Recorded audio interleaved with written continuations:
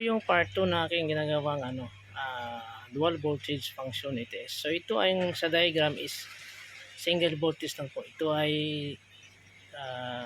12 volts setup para sa solar 12 volts setup. Pwede na ito, applicable din ito sa 24 volt setup. So baguhin lang yung po yung ating 12 volts. Ito po yung relay ng 12 volts. So 13 at 14 coil. Number 14 is positive. Ito naman is 220 volts. 220 volts relay. At ito relay din to. Tapos kahit magbaliktaran yang 13 at saka 14. So ito naman is yung power relay natin. Ito yung trigger na, ito yung sa coil, yung trigger.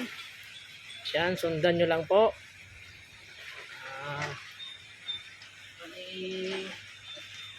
Ito yan. So yan po. Pag sa taas yung pangalan, ibig sabihin yung dalawa doon sa taas is load side. Yung sa loob-loob niya. Ito po yun. Load side. Ito po. So yan po. Kasi ano pa to? Wala pong number dito sa coil niya.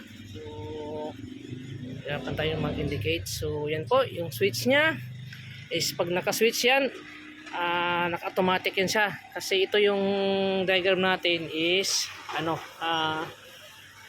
solar priority or inverter priority. So meron tayong battery, LVD module, dalawang relay. Yan po. So indicator, yung S is solar, yung DU is for DU po. So yan po mga ka-solar. So single voltage lang po yan.